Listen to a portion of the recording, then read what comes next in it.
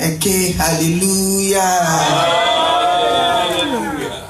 Ẹ jẹ́ ká ké hallelujah. A dúpẹ́ ní ọwọ́ Ọlọ́run fún oore ọ̀fẹ́ tí Olúwa tún fún èmi àti rẹ láti rí òpin oṣù kẹsàn-án nínú ọdún 2019. Àánú òun ni a rí gbà, kì í ṣe mímọ̀ ṣe. Oore ọ̀fẹ́ òun ni a rí gbà. A fi wà láyé, a wà láàyè. Ọpẹ́ ló yẹ.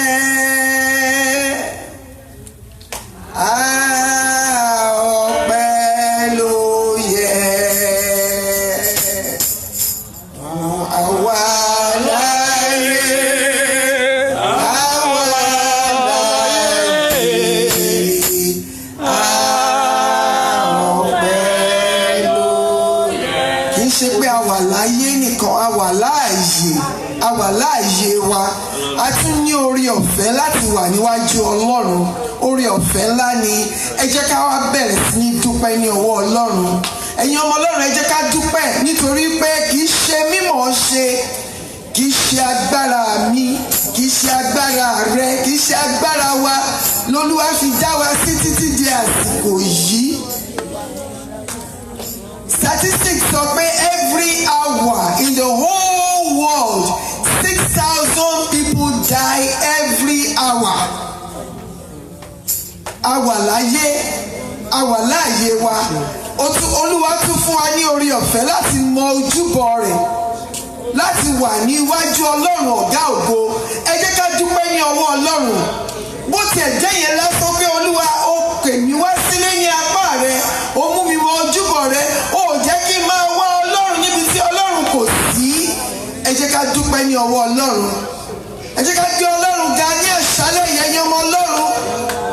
Nítorí pé Olúwa dára sí wa púpọ̀ lórí òkè yìí. Gẹ́gẹ́ bí ẹbí Dágundúró, Olúwa ṣeun ńlá fún wa. Olúwa ṣeun ńlá fún wa, nítorí náà àwa ń yọ̀. Ọkàn wa kún fún ayọ̀ nítorí pé Olúwa kà wá yẹ. Ó mú wa dúró, ó mú wa wálé ní apá rẹ̀, ó tún wá mú wa dúró. Kò jẹ́ kí ìjì ayé kó gbé wa lọ. Ọ̀pọ̀ òjò ló rọ̀ tí ilẹ̀ fi mú. Nínú oṣù tó ń lọ yìí, ìjì omi jà, ọ̀pọ̀ ló sọ ẹ̀mí rẹ̀ nù, ọ̀pọ̀ sọ dúkìá rẹ̀ nù. Ṣùgbọ́n nínú àkọsílẹ̀ wa ní ẹbí Dágundúró kò sí irú àkọsílẹ̀ ibi bẹ́ẹ̀ láàrin wa. Kì í ṣe mímọ̀ ṣe àánú la rí gbà. Ẹ jẹ́ ká dá gbogbo ògo padà sí Ọlọ́run ọ̀gá ògo, ọba tó pa wá mọ́ tilétilé, tọkọtaya, tọmọtọmọ, tẹbí tará. Olúwa dá wa sí nínú àánú rẹ̀. Olúwa ò jẹ́ kí ayé kó béèrè pé níbo ni Ọlọ́run wá wà. Kìkú ṣe pé ìkọ̀ọ̀kan ni wọn ò la rírú omi kọjá, ṣùgbọ́n Olúwa ò jẹ́ kí rírú omi kó bò wá mọ́lẹ̀. Olúwa ò jẹ́ kí ogun ayé ó borí wa. Ẹ jẹ́ ká dúpẹ́ jíjẹ, ẹ jẹ́ ká dúpẹ́ mímu. Ọ̀pọ̀ ló wà tó yẹ pé ẹgbàá náà fi ń fún lóúnjẹ. Ọ̀pọ̀ wà ní ìdùbúlẹ̀ àìsàn láìsí ọ́síjìn tó ń pàṣẹ sí lára. Ẹ wà á rí ẹlòmíràn báyìí, ó máa gbé ọ́síjìn yẹn sẹ́yìn bíi backpack ni tó máa lọ kiri. Wọn ò lè mí láìsí ọ́síjìn. Ṣùgbọ́n Olúwa ò ṣe ìpín tèmi àti rẹ bẹ́ẹ̀. Ẹ jẹ́ ká yin Ọlọ́run lógo lórí àwọn ọmọ wa láti ìgbà tó ti wọlé ìwé. Wọ́n ń lọ láyọ̀, wọ́n ń bọ̀ láì léwu. Àrògùn àṣìta ìbọn, àrògùn wá identify ọmọ rẹ ní mọ́ṣúárì, àrògùn ẹjọ́, àrògùn ẹ̀wọ̀n. Ìdààmú àti wàhálà yóò borí wa. Ọ̀rọ̀ ẹ̀rí lọ́lọ́kan òjọ̀kan lọ́lọ́run ṣe fún wa lórí òkè àdúrà yìí. Ẹ jẹ́ ká dúpẹ́ ní gbogbo ọ̀nà pátápátá. Èyí tí Ọlọ́run fojú sí ọ ṣe lóore. Ẹ jẹ́ ká ronú. Yorùbá bọ̀ wọ́n ní bí ẹrú máa mọnúra àmọ́pẹ́ dá. Ẹ jẹ́ ká dúpẹ́ ní ọwọ́ Ọlọ́run. Ọpẹ́ ló ń jẹ rẹ̀. Ẹ jẹ́ ká yin Ọlọ́run lógo. Ẹ jẹ́ ká gbéga ní ìsàlẹ̀ yìí. Kí àwọn ọ̀run kan jọ wípé àwọn kan wà tó mọ oore Olúwa. Nítorí pé títóbi ni Ọlọ́run lọ́pọ̀lọpọ̀. Ẹni yìnyín ni ẹni tí ọpẹ́ tọ́ sí ni. Ó kọjú sí ẹni àti rẹ̀ ó ṣe wa lóore. Ó mú àwa láyé, ó mú àwa láàyè wa. Kò jẹ́ kójú àdúrà kó tì wá. Kò jẹ́ kí Sátánì kó bì wá ṣubú. Olúwa ò jẹ́ kí ẹsẹ̀ wa kó yẹ̀. Ó dúró tì wá bí akọni ẹlẹ́rù. Ó gbé wa wá sílé gẹ́gẹ́ bí ọmọ rẹ̀. Ó sì ń ṣe ìtọ́jú wa lójoojúmọ́. Ẹ jẹ́ ká fi ògo fún Ọlọ́run tí ọpẹ́ yẹ fún. Ọlọ́run orí èkè àdúrà yìí. Ẹ jẹ́ ká dúpẹ́ lórí ìdí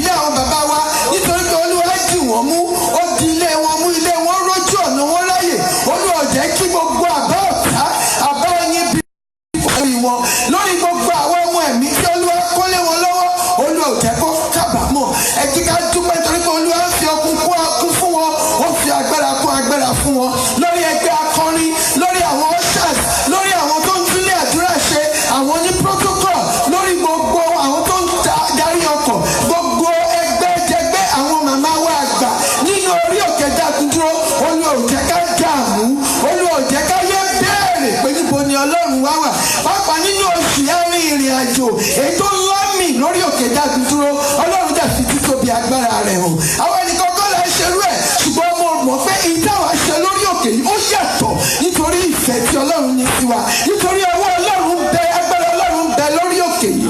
Ẹ jẹ́ ká gbé Ọlọ́run ga. Mo jẹ́ ọpẹ́ nǹkan la máa dúró ní tiwa tó bẹ̀ ó jù bẹ́ẹ̀ lọ, nítorí pé Olúwa ṣeun, nítorí tí àánú rẹ̀ dúró láéláé. Bíbélì ni ó fi ọpẹ́ fún Olúwa nítorí tí ó ṣeun, nítorí tí àánú rẹ̀ dúró láéláé.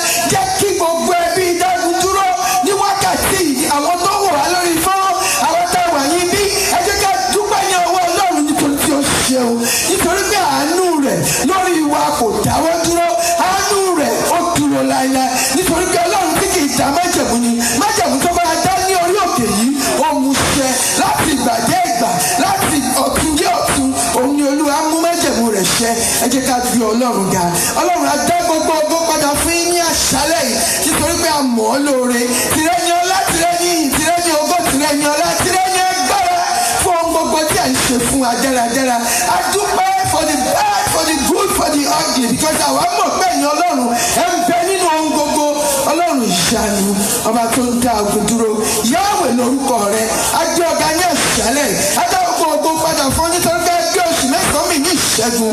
Bàbá ògo ni fún orúkọ rẹ̀, ní orúkọ Jésù Kristi Olúwa wa. Bíbélì sọ fún wa pé bí àwa bá ní àwa kò lẹ́ṣẹ̀, à ń tanra wa ni.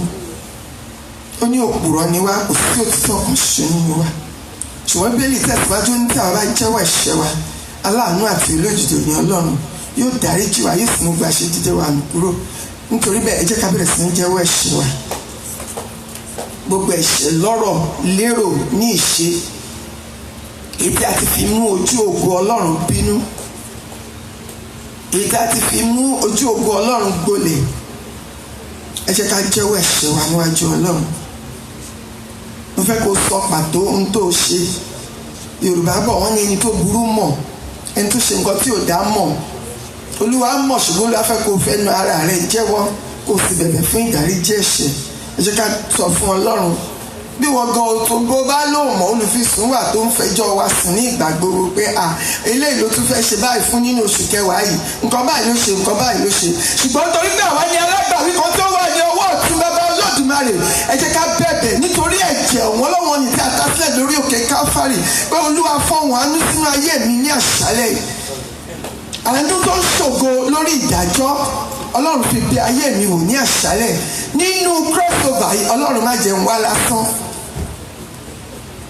Ẹ jẹ́ ká bẹ̀bẹ̀ fún ìdáríjì ẹ̀ṣẹ̀, kí Olúwa kó ṣàánú fún wa, kí Olúwa kó dáríjì wa, ká lọ níwájú rẹ̀ lónìí pẹ̀lú ìdáláre ní orúkọ Jésù Kristi Olúwa wa. Ẹ jẹ́ ká sọ fún Ọlọ́run kí ẹ̀mí mọ́ kó gba àkóso. Ẹ̀mí mọ́ ti ń bẹ nínú ilé, ó ti kúnnú ilé ìka tó débí.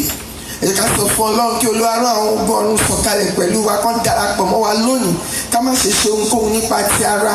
Ẹ jẹ́ ká gbàdúrà ní òmìnira pé ẹ̀mí mọ́ wa gba àkóso, ẹ̀mí mọ́ wa rìn láàrin wa, bá ó ti máa ṣe àdúrà, bá ó ti máa kọrin, bá ó ti máa gbọ́ ọ̀rọ̀ Ọlọ́run, ohun gbogbo tí a ṣe ní àṣálẹ́, ẹ̀mí mọ́ wa gba àkóso, ẹ̀mí mọ́ wa gbé wa wọ̀, lọ́mọdé lágbà fẹ̀mí sí agbára ẹ̀mí mímọ́ tó ń tú ìdè, tó ń já ìdè, agbára ìtúsílẹ̀. Ẹ jẹ́ ká bẹ̀bẹ̀ fún agbára ẹ̀mí mímọ́ Ọlọ́run.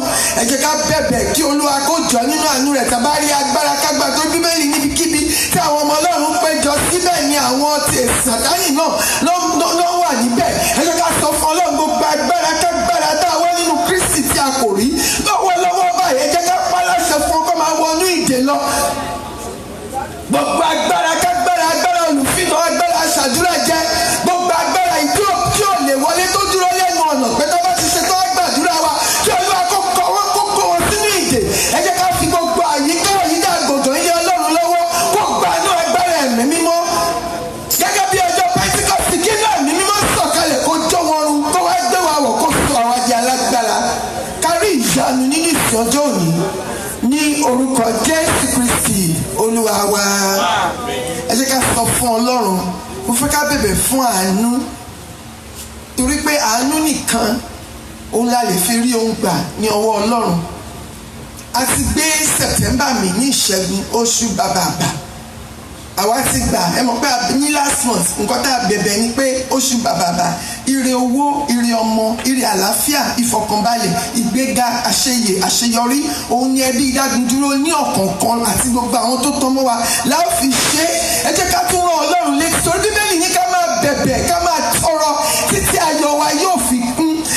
sọ fún Ọlọ́run mo wá ọ wá ní àṣálẹ́ níwọ̀n oṣù mẹ́ta tó kù kí ọdún ìparí Ọlọ́run ṣàánú fún mi.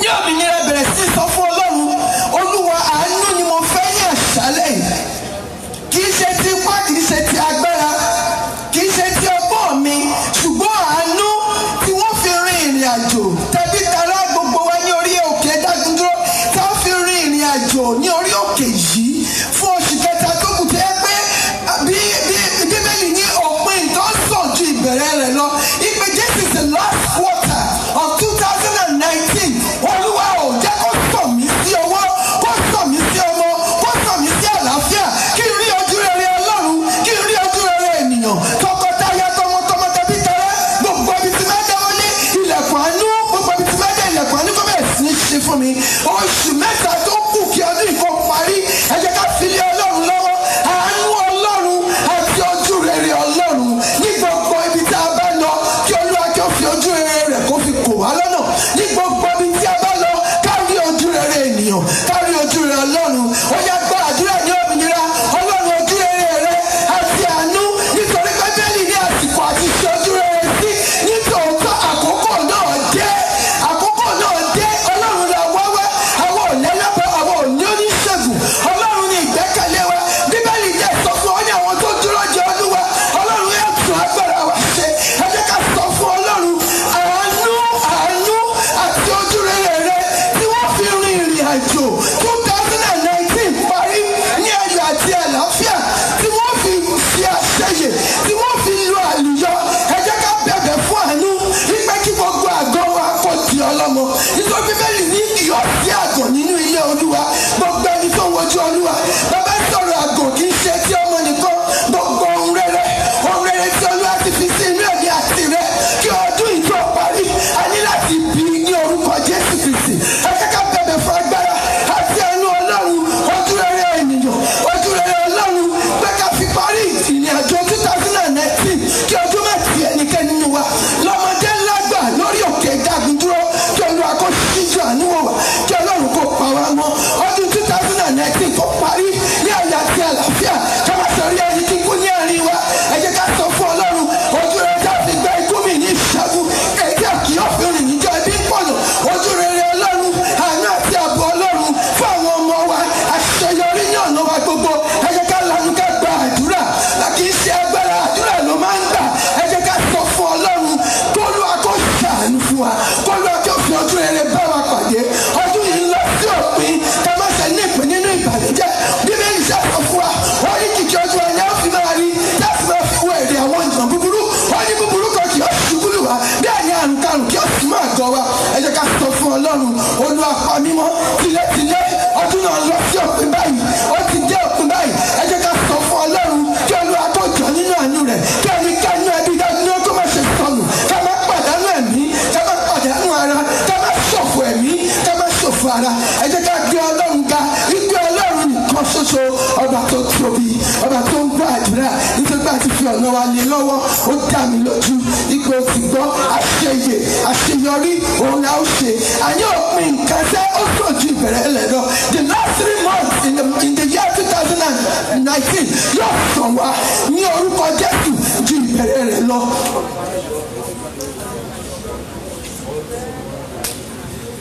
Ọlọ́run ògo ní fún orúkọ rẹ̀ ní orúkọ Jésù Kristi Olúwa wa lẹ́ẹ̀kan sí ẹ jẹ́ ká fi ìsìn àṣálẹ́ ilé Ọlọ́run lọ́wọ́ kí Olúwa kó gba àkóso ẹ̀mí mọ́ kó jọba gbogbo àwọn ìránṣẹ́ Ọlọ́run tí Ọlọ́run kò ní ṣe láìlò kí Olúwa kó jọ nínú àmì rẹ̀ kó tú ìfàmì òríyàn lé wọn lórí ní ọ̀tun kí Olúwa kó tinú wọn dénú wa nínú ìyìn nínú àdúrà nínú ọ̀rọ̀ Ọlọ́run kí Olúwa kó wọnú wa ọ̀rọ̀ rẹ̀ kó yé wa ká lọ lónìí pẹ̀lú ìdáláre àdúrà ní òmìnira.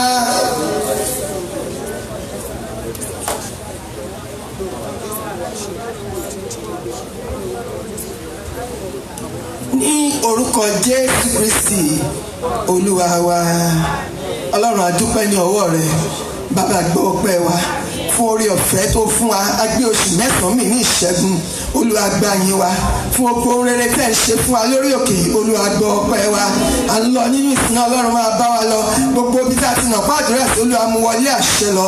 Ohun gbogbo tá a ṣe àrìbọ ní ẹ̀jẹ̀ Jésù ọ̀run gba àkóso. Lópin sí ọjọ́ òní jẹ́ ká lóhùn ọpẹ́ ká lè tèyìn. A ó máa yìn á sì máa gbé ọ̀gá. Ọlọ́run ògo ni fún orúkọ rẹ ní orúkọ Jésù Kristi Olúwa wa.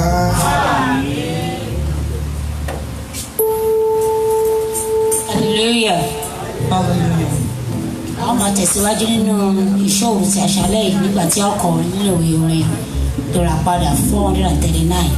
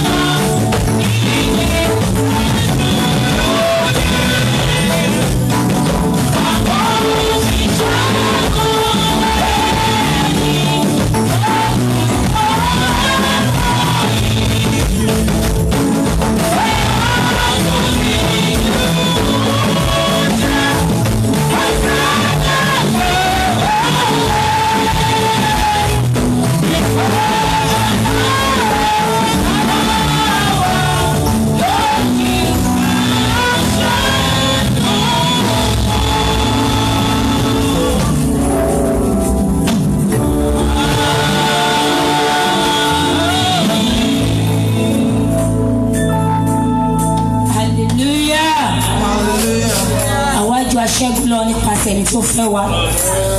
Àgbẹ̀ Ọlọ́run ga láṣálẹ̀ torí fún pèmí àti ilé oore ọ̀fẹ́ láti wà níwájú rẹ̀. Ó pa wá mọ́ owó arí ọjọ́ tó kẹ́yìn pàápàá wákàtí tó gbẹ̀yìn nínú oṣù kẹsàn-án 2019. Ọba náà la fẹ́ lọ gbéga, la fẹ́ lọ júbà láṣálẹ̀ torí pé ó ṣe torí pé àánú rẹ̀ dúró láéláé torí pé ó júbà májẹ̀mú rẹ̀ ó pàdé rẹ̀ wọ́n pọ̀ yóò pa ọmọ ní àlàáfíà pípé ọkàn àwa tí a sinmi lé torí pé ó júbà májẹ̀mú rẹ̀ torí náà la ṣe fẹ́ lọ júbà rẹ̀ láṣálẹ̀. Ẹ jẹ́ ká lẹ́sì ní ìyìn Ọlọ́run lógo torí pé ó ṣe Ọlọ́run wa ó ṣe ó ṣe Ọlọ́run wa ó ṣe ó àti pẹ́ lọ́wọ́ rẹ̀ ìwọ lógo yẹ fún ó Alpha Omega ìwọ nìyẹn Alpha Omega ìwọ lógo yẹ ó ṣe.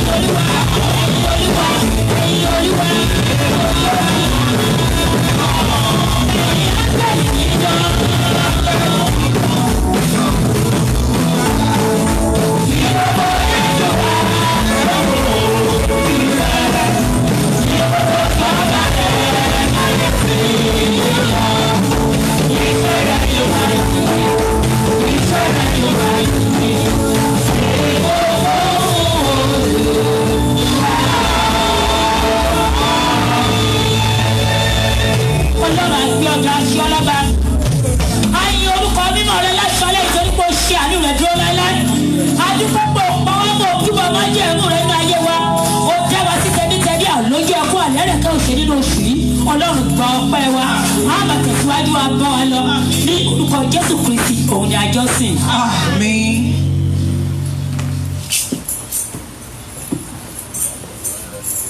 Hallelujah. Eke hallelujah. Eke hallelujah. Ògo ni forúkọ Olúwa. Pẹ́ fún àánú tó fi hàn tó ràn wá lọ́wọ́ tó pa amọ́ tó mú wa rí ọjọ́ tí ó gbẹ̀yìn nínú oṣù kẹsàn-án ọdún 2019. Olóòtítọ́ àti olódodo Ọlọ́run wa ó lè pa amọ́ pípẹ́ àlàáfíà ọkàn tó sinmi lé. Ògo ni forúkọ rẹ̀. Gbogbo ìjọsìn wa àti ìdúpẹ́ wa lórúkọ Jésù yóò ṣe ìtẹ́wọ́gbà. À ń lọ láti lọ gbọ́rọ̀ Ọlọ́run nísìnyí. Fẹ́ kí a palẹ̀ ọkàn wa mọ́, kí a sì fi ìpapọ̀ kan tẹ́tí lélẹ̀, kí ọ̀rọ̀ Ọlọ́run kó lè ráyè àti gbogbo ní ọkàn wa, kí a lè jẹ́ olùṣe kì í ṣe olùgbọ́ nìkan, kí Olúwa kó ràn wá lọ́wọ́.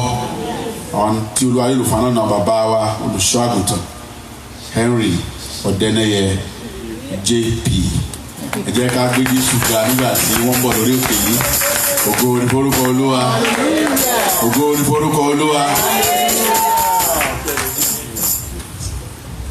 Ilé JP akari. Hallelujah. Ẹ jẹ́ ká tẹ̀lé ọkàn wa bá ká gbàdúrà. Ẹ̀yin ni mo wá bá pàdé níwọ̀n wákàtí kan lókù tí a wọnú ọjọ́ tuntun nínú oṣù tuntun. Ọlọ́run bá mi pàdé. Ojúkò ibi tí a fẹ́ kọ́lọ́run bá wa pàdé ó yàtọ̀ tó kóníkàlùkù sọ tiẹ̀. Ẹni tí ò níṣẹ́ Olúwa bá mi pàdé kó lànà ṣe fún mi. Ẹni tí ó kó òwe ò lọ déédéé jẹ́ ìṣòwò bóde pàdé tó ń wojú Olúwa fún ọmọ. June ni mo fẹ́ bímọ, mo fẹ́ fi October lóyún. Ẹ bá kà láti October dé June oṣù 9 ni. Èmi ti dúró láti sọmọ lórúkọ ní June. Olúwa bá mi pàdé. Ẹni tí ọ̀rọ̀ òwe ìgbélu jẹ́ ohun ìdojúkọ wọ́n tilẹ̀ ti kọ̀wé fún ọ sí ọ pé máa palẹ̀ mọ́ kó máa lọ lé. Jẹ́ kí Olúwa mọ̀ pé tí Olúwa ní ilẹ̀ àti ẹ̀kún rẹ̀, ayé àti gbogbo tó tẹ̀dó sínú rẹ̀. Tó bá yẹ pé níbi ìlera ni jábọ́lọ́run sọ ìnà àlàáfíà wa ń bẹ lára Kristi. Wọn kì í sanwó ọjà lẹ́ẹ̀mejì. Ó ti kú lórí àgbélébù fún mi. Mi ò tún gbọ́dọ̀ máa lálàṣe lábẹ́ àìsàn. Olúwa bá mi pàdé bí olùwòsàn. Tó bá jẹ́ wípé tí ọmọ wa tó ní ìdojúkọ àìṣedéédéé ni Ọlọ́run jàre. Bíbélì sọ pé èso yín yóò dé ńlá. Ọlọ́run jàre bá mi pàdé ní ìkóríta ẹ̀. Àti tá dájọ́ ohun rere síwájú ni. Ẹ já dá padà fún Ọlọ́run tí Olúwa ní ìgbà àti àkókò. Ọjọ́ ìgbéyàwó la ó fi ṣe. A ò ní fi sọkún bá Ọlọ́run pàdé. Ojúkò ìgbéyàwó la ti fẹ́ pàdé Ọlọ́run. Bá mi pàdé nígbà tí ìránṣẹ́ Ọlọ́run ilẹ̀ tó gùn yóò gbàdúrà ní orúkọ Jésù Kristi Olúwa wa. Àmín. Orúkọ Jésù. Orúkọ Jésù. Àmín. Ọlọ́run ìwọláwáwálá ní àṣálẹ́ yìí. Afẹ́kọ̀ọ́ bá a pàdé ní ọ̀nà tí ó ju ọgbọ́n àti ìmọ̀ òye wa lọ. Orúkọ Jésù kúrò bá wa pàdé. Àmín.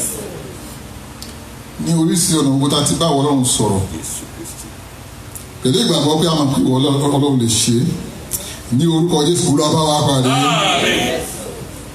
Ní ìwòye oṣù tó ń bọ̀, tààtù máa ṣe cross over báyìí. Afẹ́ká mú ẹ̀rí ńlá wá pé ní oṣù tó kọjá báyìí Ọlọ́run sọ báyìí Ọlọ́run ṣe ní orúkọ Olúwa ṣe bẹ́ẹ̀. Pẹ̀lú ìgbàgbọ́ la fi sọ Olúwa ṣe bẹ́ẹ̀. Ògo ni fún Jésù lókè ọ̀run. Ó gbàdúrà àwọn tó ń wojú Ọlọ́run fún ọmọ wá sí sọ ó gbàdúrà ní ìwòyí ní June next year ní orúkọ Jésù gbàdá àbàwọn sọmọ lórúkọ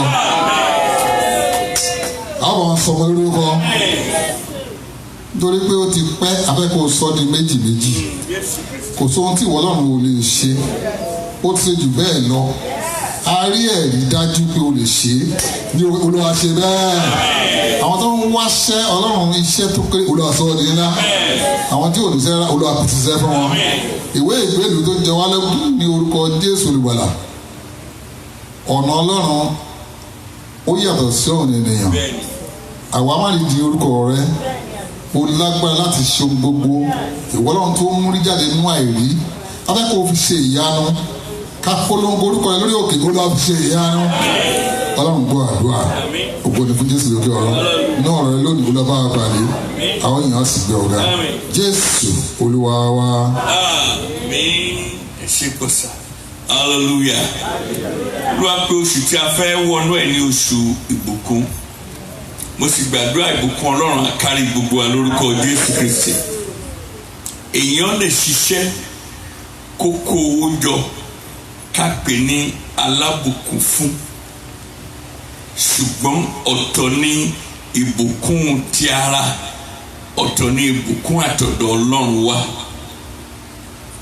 bẹ́ẹ̀ ni ó ṣeé ṣe kí ènìyàn kó fi ọrọ̀ dánìyàn lọ́lá a lè pè ní alábùkún fún ṣùgbọ́n kì í ṣe bíi tàtọ̀dọ̀ Ọlọ́run wa a fẹ́ yẹ àwọn ìbùkún mìíràn wò ká tó wá yẹ ti ètò wa látọ̀dọ̀ Ọlọ́run ká lè mọ ìtara tá ó fi gbàdúrà ní ilẹ̀ Egypt nígbà ayé ọba Pharaoh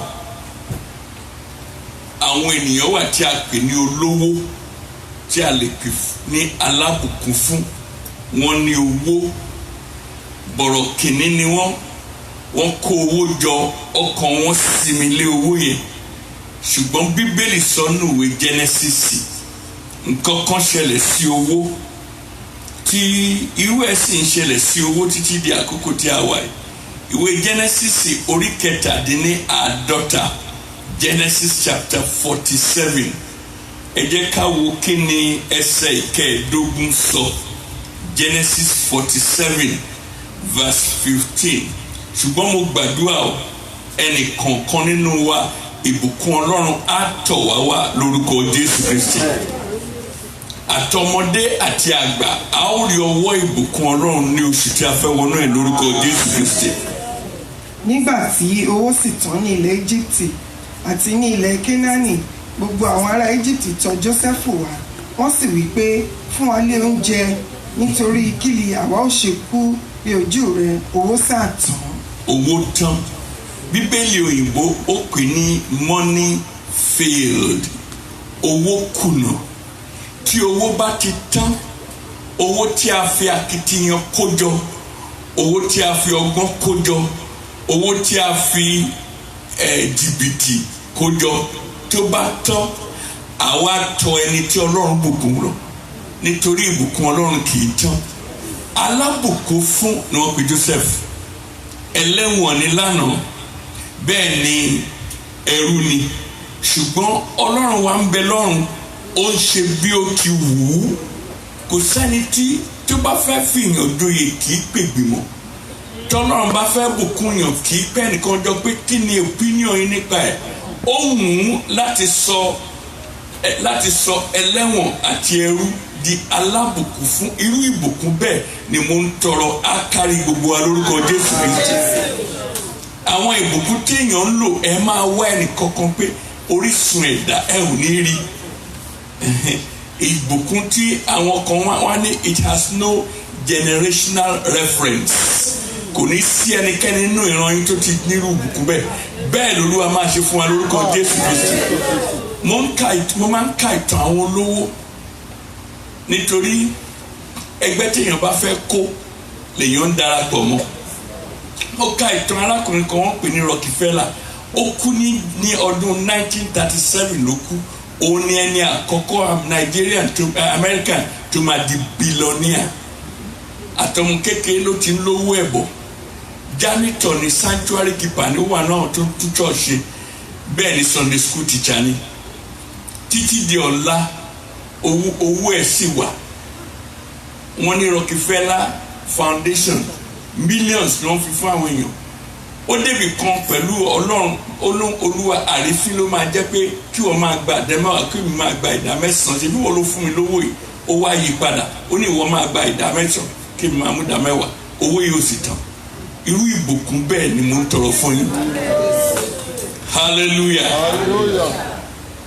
ṣùgbọ́n ẹ jẹ́ ká kíyèsí wọ́n ní owó kùnà money failed ẹ jẹ́ ká wòwe Jeremiah náà orí 17 ẹsẹ̀ 11 nígbà tí mo wà ní Maiduguri ẹnikẹ́ni tó bá gbé Maiduguri rí olówó kan wà bẹ́ẹ̀ tí wọ́n ń pè ní Maideribe òun ló ní hòtẹ́ẹ̀lì tó tóbi jù ń bẹ̀ nígbà tí gọ́ọ̀mẹ̀ntì tó kọ́ Lake Chad Hotel ó ní kékeré ìjọba ó ṣe ìlọ́po méjì ẹ̀ ó kọ́ nípa oúnjẹ hòtẹ́ẹ̀lì yẹn mo wá lọ ta jẹnẹrétọ̀ fún ó dá factory kan sílẹ̀ tí wọ́n ṣe soft drinks wọ́n ṣe soft drinks ní factory yẹn mo wá ta jẹnẹrétọ̀ ńlá fún ó wá enjoy jẹnẹrétọ̀ pẹ̀lú discount mo fún ó wá ní kó invite mi kí n wá mo ń sọ nípa kíkó ọ̀rọ̀ ọjọ́ ni ó ní ṣe Christian mi mo ní ṣe Christian mi mo ní inú mi dẹ̀ dùn láti jẹ́ Christian mo ní ṣe ti dàgbà mo ní pastor ni mi nítorí pé ẹni tó bá sọ pé Christian ni tó bá ti kó yọrí díẹ̀ wọ́n á ti sọ pé pastor mo ní pastor ni mi kèfèrí sọtẹ́lẹ̀ ìsọtẹ́lẹ̀ ẹ̀ sì ṣe mo dẹ̀ di pastor hallelujah ó ní irú èèyàn bíi tèmi lòun fẹ́ kó jogún òun mo ń sọ lọ́kàn mi pé báwo la ṣe tọ́ sí máa jogún rẹ̀ ó ní ṣé mo lè di muslim mo ní láyà ẹ tiẹ̀ sí bẹ́ẹ̀ tí ń bá mi jà kẹ́yìn tí ń bá ti dá ẹ̀ ní rí mi bí báyìí ó ní fáktìrì ibi tí a gbé jẹnẹrétọ̀ ẹ̀ sí yẹn ó ní tí ń bá di muslim èmi lòun máa fún.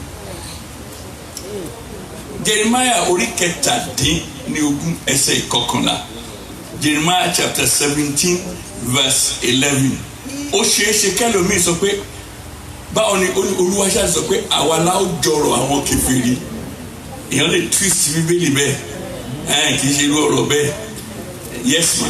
bí àparò tí sàbà lórí ẹni tí kò ní. bí àparò tí sàbà lórí ẹni tí ò yé.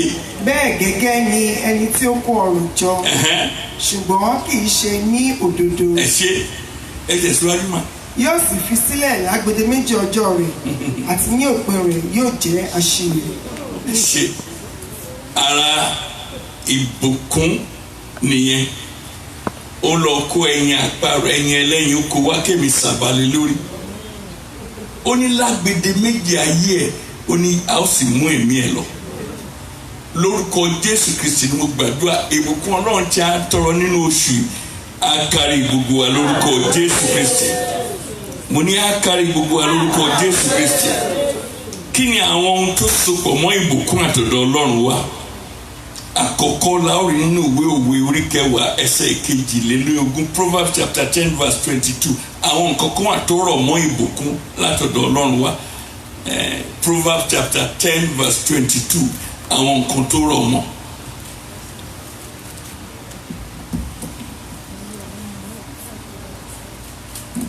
Olúwa ní mú ní là kì í sì fi làálàá pẹ̀lú. ẹ ṣe ìbò irú ìbùkún tí a ń tọrọ lónìí nìyẹn á mú ní là kò ní fi làálàá kò ní fi sí. mo gbàdúrà lórúkọ Jésù gbogbo iṣẹ́ tí ẹ bá ṣe lórí ìdúró báyìí ẹ ní jẹ́ lórí ìdùbúlẹ̀ lórúkọ Jésù Kristi. àwọn kan wà wọ́n ní owó gidi gan ọ̀tọ̀ ní kéèyàn lówó kó yẹn pọ̀ kó má mọ iye owó yẹn mọ́ ọ̀tọ̀ ní kéèyàn lówó kó yẹn má kó pọ̀ débi pé kó má ní iyì nínú láti mọ iye owó tó ní àwọn yẹn lọ́ọ̀yà ló ń ná owó fún wọn wọ́n á yan lọ́ọ̀yà appoint lọ́ọ̀yà tó bá lóun fẹ́ ná nǹkankan òun ló ó kàn fẹ́ ní sọ́ni lọ́ọ̀yà ló máa determine mo gbàdúrà àjẹmọ́nú àjẹdọ́jọ́ alẹ́ nìbùkún náà máa jẹ́ fún wa lórúkọ Jésù Kristi nítorí ìran wa ló ń lọ́lá dọjọ́ alẹ́ Bíbélì sọ pé Ábúráhámù ní ọlá ó ní ọrọ̀ títí dọjọ́ ogbó ẹ̀ ni Bíbélì sọ pé ìbùkún Ọlọ́run ẹ̀bùn Ọlọ́run ó ní kò ní àbámọ̀ rárá. The gift and calling of God are without repentance. Ó fún Èlíṣà ní ẹ̀bùn Èlíṣà ẹ̀bùn tẹ̀lé Èlíṣà dénú sàárè Èlíṣà kú egun ẹran ẹ jẹrà egun ẹ ti wà ń bẹ. Wọ́n ṣèèṣì gbé òkú kan tó dẹ̀kú yẹn jábọ́ sínú sàárè Èlíṣà. Bí ara òkú yẹn ṣe kan egungun Èlíṣà bá ó sọ wá òye. The gift and calling of God are without repentance. Àjẹdálẹ̀ lè máa jẹ ọ̀rọ̀ Ọlọ́run lórúkọ Jésù Kristi. Ẹni bá wọn pìtàn nígbà tí mo lówó rí. Owó àti ọ̀rọ̀ Ọlọ́run á bá yín kalẹ̀ lórúkọ Jésù Kristi. Ọ̀rọ̀ àti ìbùkún Ọlọ́run kì í fi làálàá sí rárá. Ìkejì ni pé ó máa ń fúnyàn ní ayọ̀. Ó ń fúnyàn ní ayọ̀. Ayọ̀ yẹn sì ń báyàn kalẹ̀. Ẹ lè béèrè pé báwo ló ṣe rí bẹ́ẹ̀. Ẹ bá kíyèsí ayé Joseph.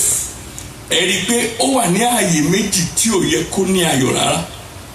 Lákọ̀ọ́kọ́ àtàsókò ẹrú. Kí ló fẹ́ dùn? Kí ló lè máa dùn?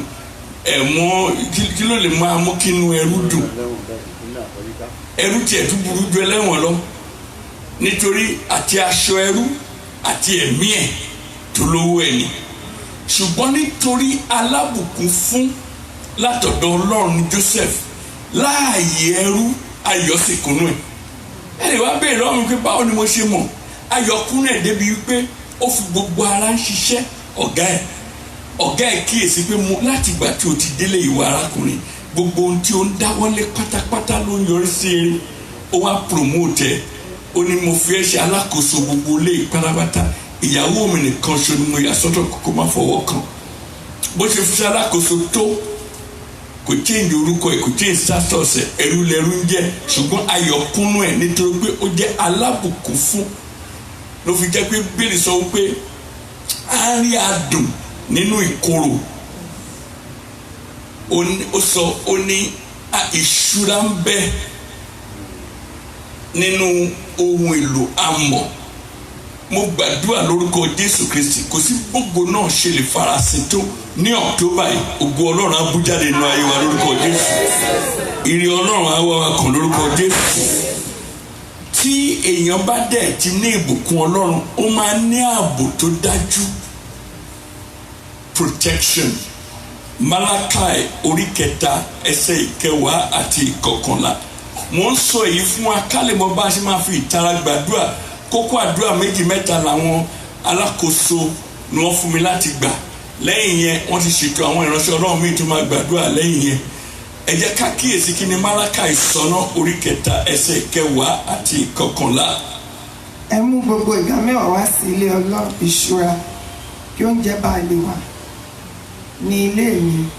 Ẹ fi èyí dán mi wò nísinsìnyí ilé Olúwa àwọn ọmọ ogun wí. Bí èmi kì yóò bá ṣí àwọn fèrèsé ọ̀run fún yín kí n sì tú ìbùkún jáde fún yín tó bẹ́ẹ̀ tí kì yóò sí àyè tó láti gbà á.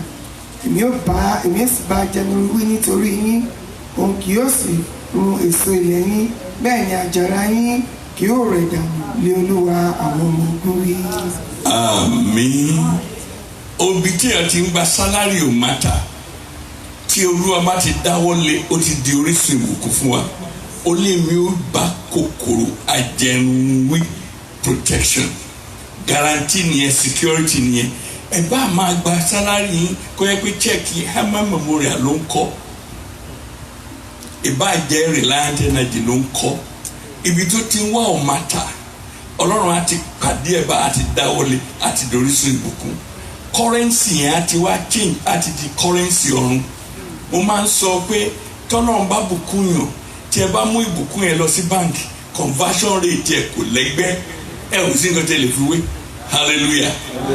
Ìwé Isaiah owó táwọn pastors náà lè níyàn Isaiah chapter 65 verse 8 bẹ́ẹ̀ bá bùkún wa ìbùkún yín la mú lọ báńkì. Isaiah 65 verse 8. Báyìí ni Olúwa wí.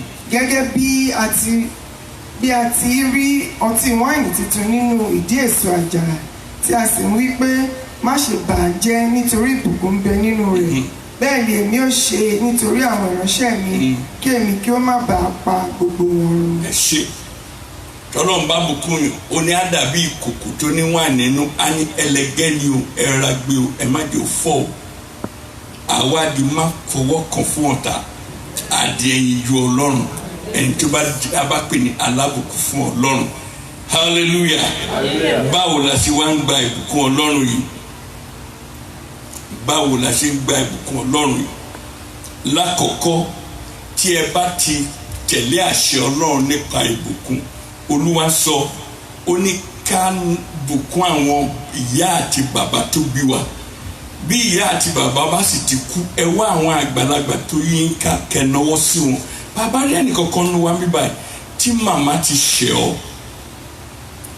aláwọn ẹlòmíì tó yẹ pé màmá wọn já wọn jùlẹ̀ lọ fẹ́ ọkọ míì ni ìyá dẹ̀ jẹ́ ní náà gan ó wá yọrí ó ní náà ọwọ́ mi ti tẹ̀ kú dà máa díìl pẹ̀lú ẹ̀ bíbélì sọ pé bó ṣe ètò burú jù bẹ́ẹ̀ lọ àtọ́jú àwọn ìyá àti bàbá wa tí ẹ bá fẹ́ di alábùkún fún látọ̀dọ̀ ọlọ́run ẹ fi tiẹ̀ lẹ̀ fún kẹtẹ̀lé àṣẹ ọlọ́run ẹ fi tiẹ̀ lẹ̀ fún bàbá tọ́jú bàbá lákọ̀ọ́kọ́ nìyẹn Genesis orí kọkàndínláàádọ́ta Genesis chapter 49 verse 26 mo rọ̀ wá èèyàn ọmọ ọlọ́run kọ́kọ́ tí èèyàn fi ń gbà bùkún látọ̀dọ̀ ọlọ́run nìyẹn kò sí nǹkan tó lè ṣe fún inú ẹ̀ ló gbé fọ́dún oṣù mẹ́sàn-án oúnjẹ àkọ́kọ́ tó jẹ́ ara ẹ̀ ló ti gbà 49. ìbùkún bàbá rẹ ti ju ìbùkún àwọn bàbá ńlá mi lọ títí di òpin òkè ayérayé wọn ni wọ́n sì máa gbé orí Jósẹ́fù àti ní àtàrí ẹni tí ó yà sọ́tọ̀ láàrin àwọn arákùnrin rẹ̀. ẹ kà lórí wọn mọ. The blessings of thy father. The blessings of thy father have prevailed above the blessings prevailed. Genitals. Prevailed. Ìbùkún bàbá ẹ̀ tó mú kúrò nílé ló prevail nílé Pọ́tífà. Òun ló prevail lọ́gbà ẹ̀wọ̀n. Ní kíákíá lọ bá warí tó fi ṣe gbákejì ẹ̀. The blessings of thy father shall prevail. Ẹ tọ́jú ìyá ẹ tọ́jú bàbá. Mo rọ̀ wá ní ẹ̀yin ọmọ Ọlọ́run. Blessing wọn ó sọ fún Isa lọ pẹran wá kí n jẹun tọkàn mi balẹ̀ máa súre fún ṣeré òsínú ẹ̀ ni ṣùgbọ́n fẹ́ kan tó máa wá ìrírí yẹn unfortunately ẹlòmíì ló gbóúnjẹ wá ó gbóúnjẹ inú ẹ̀ lọ ó ti túre lẹ̀ fún ó súre fún tán náà bá dé ó ní mo ti dé ó ní well mo ti súre fún náà ṣùgbọ́n èrè sì kù ìyẹn tó kù ni pé wọ́n ló máa sin àbúrò ẹ̀ kò sí nǹkan tí mo lè ṣe kò sí nǹkan tí mo lè ṣe ìkejì tó farajọ ní títọ́jú àwọn bàbá wa nípa ti ẹ̀mí Gálátíà orí 9 ẹsẹ̀ 9 títọ́jú àwọn bàbá wa nípa ti ẹ̀mí ó ní èrè púpọ̀ mo ti ṣe ó pé mi ó wọ́ọ̀kì ni mo ṣe recommend ẹ̀ fún yín Galatians chapter 6 verse 6. ṣùgbọ́n kí ẹni tí à ń kọ́ nínú ọ̀rọ̀ náà máa pèsè ohun rere gbogbo fún ẹni tí ń kọ́ ni. ẹni tí à ń kọ́ kó pèsè ohun rere fún ẹni tí ń kọ́ ni. Dágundúró prayer family àkójọpọ̀ àwọn èèyàn láti onírúurú ìjọ ni. On the 13th of October ní pastors appreciation ẹ wá àwọn pastor yẹn tọ́jú wọn ní ọjọ́ náà ẹ appreciate wọn. Ohun kan ni wọn kì í díyelé lórí òní àdúrà òní ọrẹ tí a mú wa. Ọlọ́run sọ pé ó ní onídídùn ọlọ́rẹ̀ lòun fẹ́ kó sọ pé specifically ẹdẹ Walmart kẹsọ pé kó sọ kọ price lérí nǹkankan kó sọ pé ó fẹ́ ná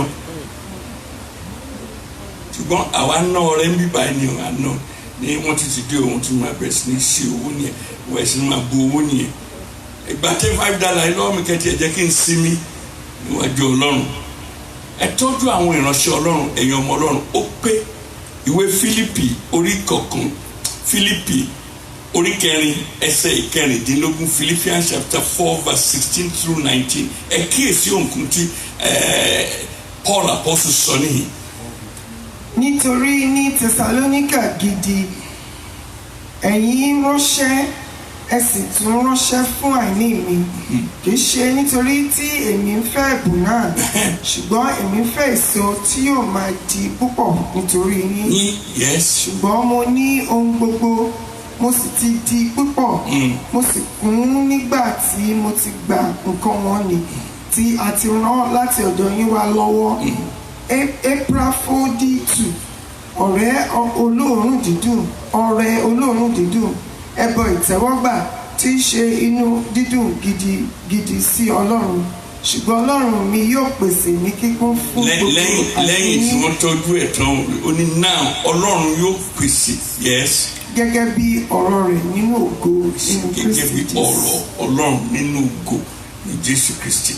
Ó ní kì í ṣe pé nítorí pé mo ṣe àyìn èmi ò rí pásítọ̀ ọkàn tó lè bẹ́ẹ̀ fún tó máa padà sọ pé wọ́n fẹ́ jáwó wọ́n fẹ́ jálé iná lé mi ìjọba sọ bẹ́ẹ̀ dá padà sọ́dọ̀ ní tó ránṣẹ́ onígbà tí mo rán jáde méjì ẹ̀ ṣàní nǹkan bí ẹ̀ dá padà ní lọ bẹ́ẹ̀ tó ránṣẹ́ o náà kò lè burúburú fún ìránṣẹ́ Ọlọ́run kó padà sọ́dọ̀ àwọn ọmọ ìjọ pé ẹjọ́ ẹ ràn mí lọ́wọ́ wọ́n ní kìíní burú lọ́wọ́ bàbá kó sọ pé ó dọwọ́ ọmọ òun lọ́rùn kò yẹ kó débẹ̀ rárá. Olúwa bùkún yín lórúkọ Jésù Kristi. Ìránṣẹ́ Ọlọ́run tí kì í sọ̀dá mẹ́wàá ó fẹ́ máa jẹ lára ọmọ ìjọ ni àwọn gbẹ́ tí wọ́n bá sọ̀dá mẹ́wàá táwọn ọmọ ìjọ ń sọ̀dá mẹ́wàá táwọn rí ṣe nínú rírí ṣe tí wọ́n ló ti máa gbà nìyẹn as simple as that. Ẹnìkan kò síbi kan tó tán kọ sínú bíi pé pásítọ̀ gbọ́dọ̀ sọ̀dá mẹ́wàá bí ẹ̀yin ṣe ń tọ́jú mi lèmi náà ń tọ́jú àwọn pastors mi tó jẹ́ bàbá fún mi kò sí oṣù kankan tó parí tí mi ò kí ń náwó sáwọn bàbá mi nínú Olúwa torí ire wà ń bẹ ìbùkún wà ń bẹ hallelujah a fẹ́ gbàdúrà méjì mẹ́ta máa wá fi àdàgbẹ́ ètò láwọn bàbá wa lọ́wọ́. Ìkẹta ní tálákà tẹ́ bá fẹ́ ìbùkún ẹ náwó sínú ayé àwọn tálákà.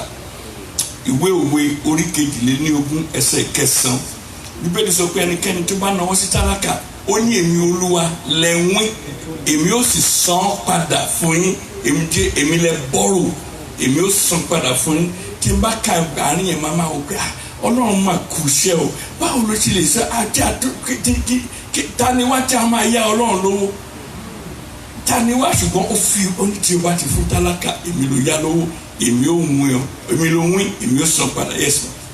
Ẹni tí ó lé ojú àánú lè àbùkún fún nítorí tí ó fi nínú oúnjẹ rẹ̀ fún olùpọ́njú. Ẹ ṣe òun láàbùkún fún kọ́kọ́rọ́ ìbùkún a fẹ́ gbàdúrà. Àdúrà àkọ́kọ́ tí a fẹ́ gbà ó kan gbogbo wa bí ẹni arìnrìn àjò tó wá láti Nàìjíríà wa àwọn ọmọ wa tí a bí sí ìgbà nìkan wọn rìnrìn àjò wọn bí wọn síbi ọmọ onílù ni wọn lè jẹ president ìlú yìí kò sí bọ́ béèyàn ṣe lè gbọ́n tó kò sí béèyàn ṣe lè lọ́pọlọ tó ó bọ́ lọ́wọ́ ẹni tí wọ́n bí sílé kò lè jẹ president wọ́n ti ṣòfin wọn bẹ́ẹ̀ ẹ̀ẹ́dẹ̀ lè change ẹ bá tiẹ̀ máa change kí ṣe gba ayé bàbá tó wà ń bẹ nísìn. Ìwé Genesis la fẹ́ fi gbàdúrà yìí o Genesis orí 21 ẹsẹ̀ 39 Genesis 31:41 àdúrà ìkan gbogbo wa ẹ kórè òkòdé lórúkọ Jésù èmi pẹ̀lú máa kórè òkòdé lórúkọ Jésù ẹnikẹ́ni tó ní bí o ṣe wá ló ṣe máa padà lọ lórúkọ Jésù Ọlọ́run á dójú tì níbẹ̀ ni wọ́n ti sọ nípa ẹnìkan ó ní o sì fẹ́ dá mi padà lọ sílé lọ́wọ́ òfò ẹ̀ ní padà lọ́wọ́ òfò lórúkọ Jésù yes ma. Báyìí ni ó rí fún mi ní 20 ọdún mi ní ilé rẹ mo sì ọ́ ní 20. mo sì ọ́ ní 20 ọdún 14 ni mo fi sìn ọ́ láti gba ìyàwó ọmọ méjì fún mo fi ṣèyàwó mo tún wá sìn ọ́ sí mo sìn ọ́ fún 20 ọdún yes. Nítorí àwọn ọmọbìnrin rẹ méjèèjì àti ilé ọdún 6 nítorí ohun ọ̀sìn rẹ ìwọ sì pa ọ̀yà mi dà ní ìgbà 10. Ó pa ọ̀yà rẹ̀ dà ní ìgbà 10 ẹni kó change wages ẹ̀ ní ìgbà 10 kò change ẹ̀ lọ sókè o oúnjẹ wá sálẹ̀ ní o. Aren tó àmì kó ká hallelujah kan Aren tó àmì kó ká hallelujah kan nurse tó àmì kó ká hallelujah kan. Mo fẹ́ gbàdúrà fún yín ẹni tó bá dẹ̀ ká lórí omi ìṣàdúrà ni ẹ̀ ṣe rí ní ìsìn. Ó ní owó ọ̀yà mi ó yí padà 10 lẹ́sẹ̀kẹsẹ̀ nígbà tí mo ka bíbélì yẹn ọ̀dọ̀ àwọn nọ́ọ̀sì lọ́kàn mi lọ. Ẹ sọ fún mi Aren ní ìsìn ẹ bá kíyèsí ẹ ti ń ṣe sí ẹni ìmọ̀tí Aren. Ó ti tán. Ó ní ó yí owó ọ̀yà mi po 10 láàrin 20 ọdún tí mo fi sìn ọ́. Wọn ò dín owó yín kù ṣùgbọ́n wọ́n increase iṣẹ́ yín. ó yí ọ̀yà mi po lẹ́ẹ̀mẹ́wàá ẹ tẹ̀síwájú mọ́ mi. Àdúrà gidi la fẹ́ gbà. bí kò ṣe bí ọlọ́run bàbá mi ọlọ́run Abraham àti ẹ̀rù Ísákì ti wà pẹ̀lú mi nítòótọ́ òfò ni ìwọ ìbá rán mi padà jáde lọ. ọlọ́run rí bùkátà ò dínkù, iṣẹ́ ń pọ̀ sí ọmọ ọ̀dẹ̀ fowó kún oṣù èèyàn. ìgbà wọn ni wọn fẹ́ rán apadà lọ́wọ́ fẹ́ jáde ká gbàdúrà èèyàn ọmọ ọlọ́run. ẹni tó bá kàn ní kó gbàdúrà a ò ní rán mi padà lọ́wọ́ òfò. ẹ̀kọ́ lè yé wa dáadáa. ẹ bá délé gbé ìṣirò lé gbogbo credit card yín tí wọ́n bá sọ pé ká máa lọ Nàìjíríà lónìí báyìí ẹ gbé ìṣirò lé. ẹni kọ́ńdà ní gbogbo owó tí ẹ bá jẹ nílùú ní kẹsàn-án ta ló fẹ́ lọ ní pẹ̀lú nǹkan kan. ẹ jẹ́ àfitara gbàdúrà yẹ ẹ̀yàn ọmọ ọlọ́run kò balance. má jẹ́ ń gbọ́dọ̀ lọ́wọ́ òfo. mo kíyèsí pé bí mo ṣe rìnrìn àjò mi yìí o ọ̀tá gbógun pé àwọn ogun námánì ogun lábánì tó ń fẹ́ kéèyàn padà lọ́wọ́ òfo olúwa gbà mí lọ́wọ́ wọn. jẹ́ ń balance ní ìlú yìí. àdúrà bẹ̀rẹ̀ láti oṣù October yìí olúwa dáwọ́ lẹ́bi kó bẹ̀rẹ̀ sí ṣiṣẹ́ àtúntò ọ̀tún. mo gbé ìṣirò lé olúwa àfi tí o bá dá sọ̀rọ̀ mi ni mi ò ní fi padà lọ́wọ́ òfò ṣàánú mi. bí orí mi sókè sọ mí di alábùkún fún ọjà rẹ̀. jẹ́ ìgbésẹ̀ credit card mo fẹ́ sọ ní àbí card note. àbí ti owó tí mo ti gbà tí mo ti yá láti lọ yunifásitì. wọ́n fẹ́ kí n padà lọ́wọ́ òfò ni àfi tí o bá dá sọ̀rọ̀ mi.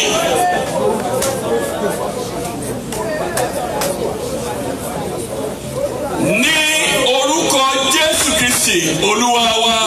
Genesis orí kejìlélọ́gbọ̀n Genesis orí kejìlélọ́gbọ̀n ẹsẹ̀ ìkẹsàn-án àti ìkẹwàá ẹ wá wo bó ṣe parí ìrìn àjò ẹ̀. ó ní ọ̀pẹ kan ṣo ni mo mú kúrò nílé. ó ní mo ń gbà lọ lẹ́nìsì mo ní àwọn ikọ̀ ogun méjì. bẹ́ẹ̀ ló máa rí fún wa lórúkọ Jésù Kristi. a lè má plan pé mo fẹ́ padà lọ settle ní Nàìjíríà ṣùgbọ́n tí ẹ bá dálé iṣẹ́ ń bẹ̀ ẹ máa wá ẹ máa bọ̀ ẹ máa wá ẹnì kò gba citizenship Amẹ́ríkà lọ́wọ́ ẹ̀ ṣùgbọ́n wọ́n ní wọn kì í jẹ méjìlá bàlàdé ìran wa ló ń jẹ́ ti Nàìjíríà kó jẹ́ ti Amẹ́ríkà pẹ̀lú hallelujah yes. Jacob wí pé ọlọ́run Abraham bàbá mi. ọlọ́run Abraham bàbá mi àti ọlọ́run Ísákì bàbá mi olúwa tí ó wí fún mi pé padà lọ sí ilẹ̀ rẹ àti sọ́dọ̀ àwọn ará rẹ èmi ò sì ṣe ọ́ ní rere. ẹ tẹ̀síwájú ẹ̀yin sí oṣù kèsì. èmi kò yẹ sí kíkíní nínú gbogbo àánú àti nínú gbogbo òtítọ́ tí ìwọ fi hàn fún ọmọ ọ̀dọ̀ rẹ nítorí pé kìkì ọ̀pá ni mo fi kọjá Jọ́dánì nísinsìnyí èmi sì di ẹgbẹ́ méjì. ẹ ṣe ibi tí a ń lọ nìyẹn kò sẹ́ni kankan tó di pọtumátò méjì wá sí Amẹ́ríkà wọ́n á ní ọmọ bẹ́ẹ̀ ló ń kó di lọ́yìn bó fẹ́ lọ sẹ́tù sọ́hún ni tó bá dẹ̀ fẹ́ visit gan náà wọ́n ọmọ bẹ́ẹ̀ ló ń máa di ó ní ọ̀pá kan ṣo ló tẹ̀lé mi wá òkúta ni mo fi lọ rí ní ìrìn àjò mi ṣùgbọ́n òun Olúwa ó ṣàánú mi ó sọ ìmọ̀ ọ̀tá dasán ọ̀tá fẹ́ kí n padà lọ́wọ́ òfo ṣùgbọ́n ó bùkún mi mo di alábùkún fún ohun tí Jacob rí ni béèrè fúnra ẹ̀ náà bẹ́ẹ̀ ẹja gbàdúrà.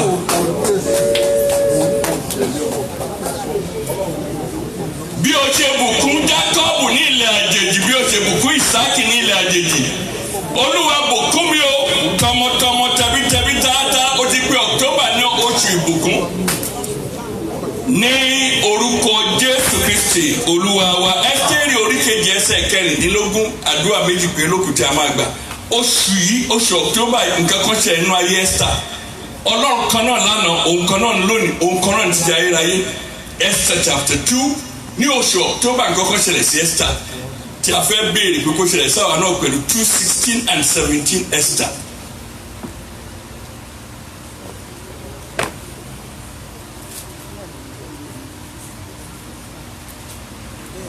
ẹ̀ka lórí ìsìnkú. bẹ́ẹ̀ ni a mú Ẹ́sítérì wá sí ọ̀dọ̀ Ahasuérusi ọba sínú ilé ọba ní oṣù kẹwàá. oṣù kélòó. oṣù kẹwàá. mo gbàdúrà lórúkọ Jésù Kristi jẹ́ kí wọ́n pè mí sórí aago jẹ́ kí wọ́n pè mí sórí aago. àwọn tó máa ràn mí lọ́wọ́. Jẹ́ kí wọ́n pè mí sórí aago. Olúwa, jẹ́ kí wọ́n pè mí sórí aago.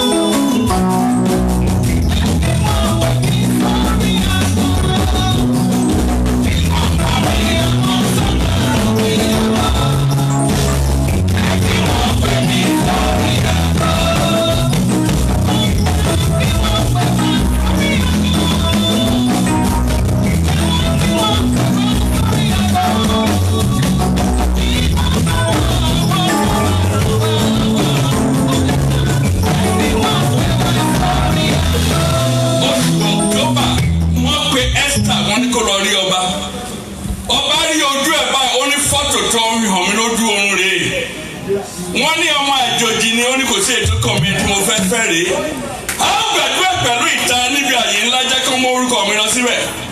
Fi ewa mi ní oṣù yìí Olúwa àdúrà. When it was the turn of Esther, no one turned her back. It is your turn.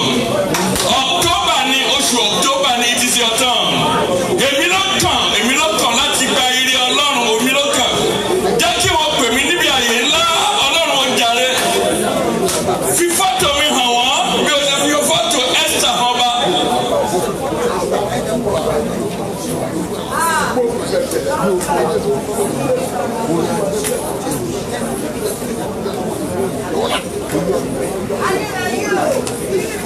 O ṣe ní October fún Esther, wàá ṣe ní October ìfáwà náà.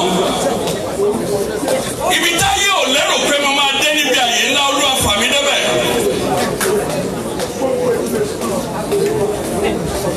Ní orúkọ Jésù Kristi Olúwa wa, afẹ́fẹ́ ogun àmúbọ́bú tí a máa parí ẹ̀ sí ni àwa akọrin mo ń tẹ̀síwájú akọ ogun àmúbọ́ ìwé àwọn ọba ìwé àwọn onídàájọ́ Judges chapter 1 verse 17 ọba kan wà iṣẹ́ tiẹ̀ ni pé ó máa ń gbin irúgbìn àmúbọ́ sínú ayé ènìyàn iṣẹ́ bọ́ gbogbo nǹkan oyún á dúró fún bí oṣù kan bọ̀ á kàn jábọ́ wálẹ̀ ní àmúbọ́ ni Judges chapter 1 verse 7.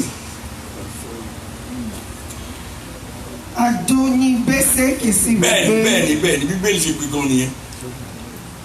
àádọ́rin ọba lè mí ké lí àtàǹpàkò ọwọ́ wọn. mo ké kò gé ọwọ́ ẹ̀ tán ó ké ní àtàǹpàkò ẹnikẹ́ni tó bá géèyàn ní àtàǹpàkò kò fẹ́ kéèyàn ní nǹkan mu àmúbọ́ nìyẹn ẹ kíyèsí tí o bá sátàǹpàkò sí nǹkan tẹ̀lé mú dání abọ́ ni.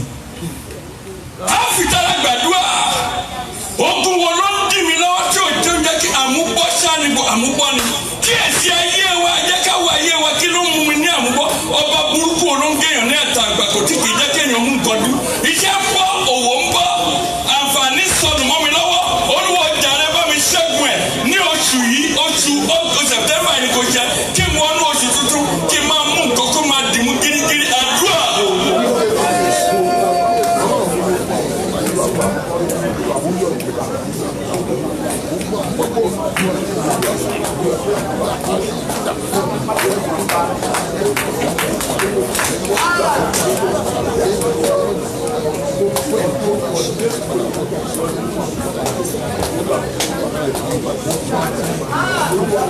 Ní orúkọ Jésù Kristi Olúwa wa ní orúkọ Jésù ní orúkọ Jésù ní orúkọ Jésù ogun àmúbá ó bá oṣù yìí lọ a sì kú ẹ ní gbúrú ẹ mọ́ oṣù tuntun tí a fẹ́ wọ́n ní oṣù ìbùkún ni ó sì sọ ní ńlá ní orúkọ Jésù Kristi Olúwa wa.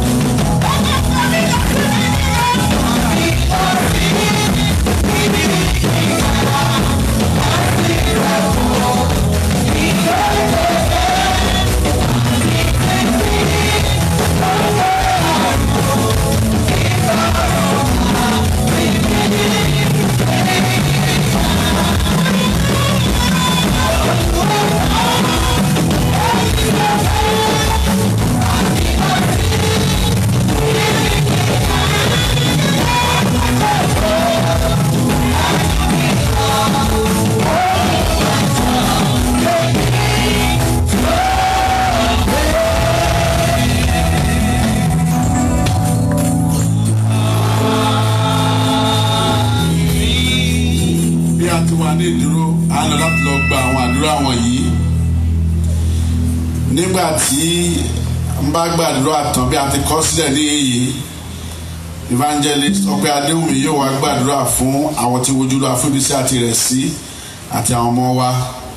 Lẹ́yìn èyí, olùṣọ́ àgùntàn Isaac Oyèdèmí yóò gbàdúrà fún ìwòsàn àti rírí ṣe fún gbogbo àwọn ọmọ Ọlọ́run. Ẹ jẹ́ kí a gbàdúrà. Tolúwa nílẹ̀ àtẹ̀kùn rẹ̀, ayé àtẹ̀kùnú rẹ̀, òfin ìdí rẹ̀ sọ̀rọ̀ lókun, àìlórí sàn omi, ẹlẹ́rìí sọ̀kè, ìsọ̀kè,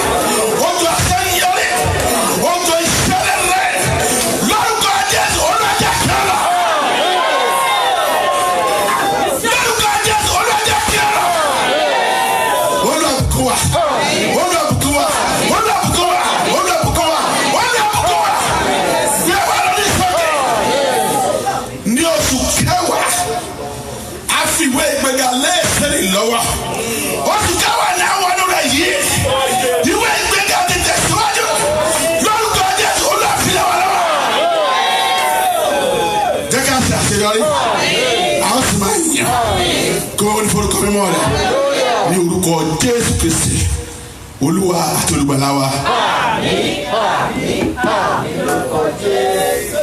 Hallelujah. Hallelujah. Ó bẹ láyé mọ́ mọ́. Ó bẹ láyé mọ́ mọ́. Ọba tó jí Lásárù kí lẹ rò pé kò lè ṣe. Ó bẹ láyé mọ́ mọ́. Hallelujah.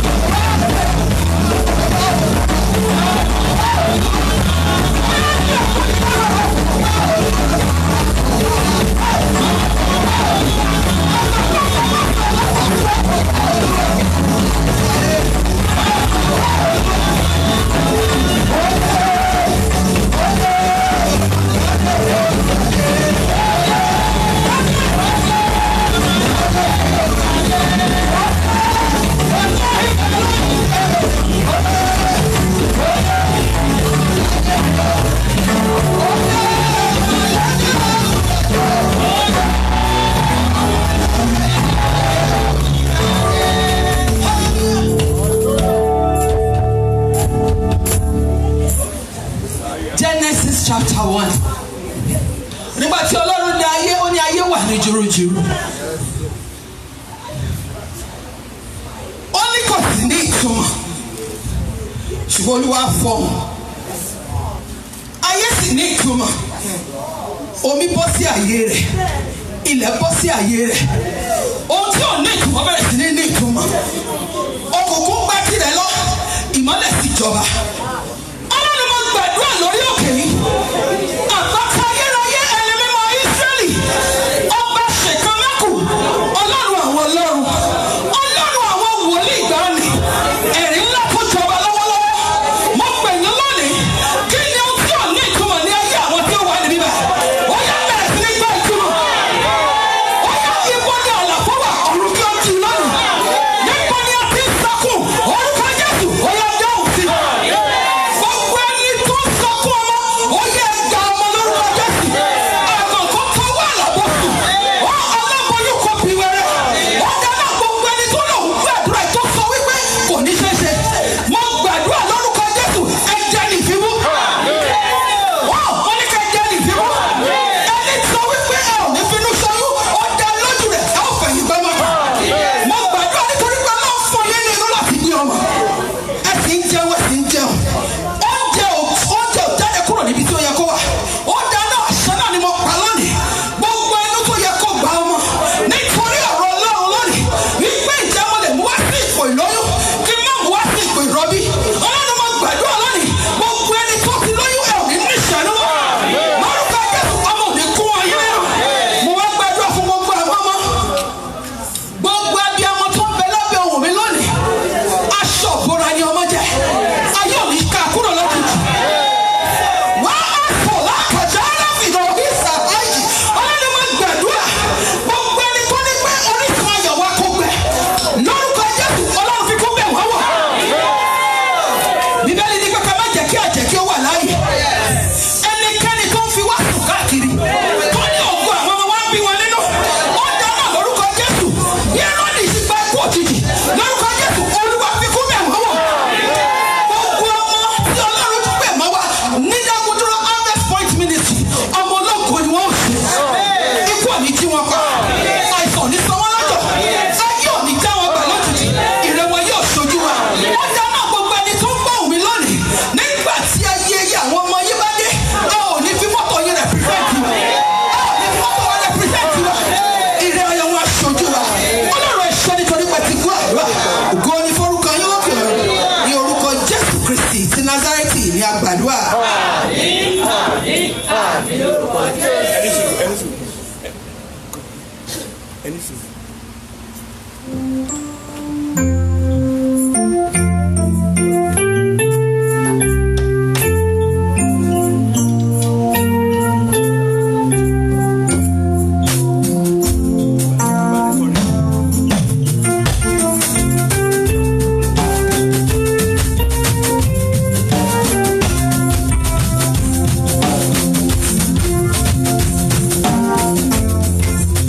Olúwa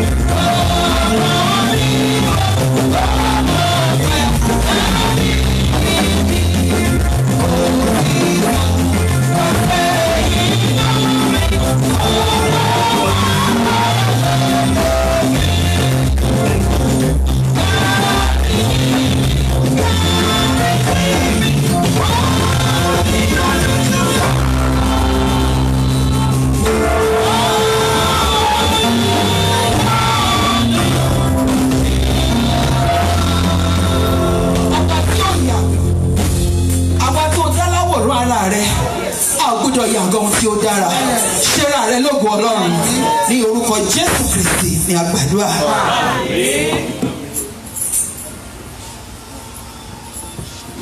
Hallelujah. Ṣé kó bẹ̀rẹ̀ sí dúpẹ́ lọ́wọ́ Ọlọ́run? Just give him praise. Dúpẹ́ lọ́wọ́ Ọlọ́run tó ní kó dára.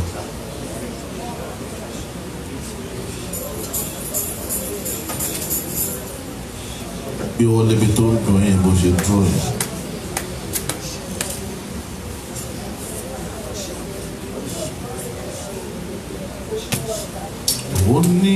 Oníṣègùn làwa mi, Jésù àwa mi dá.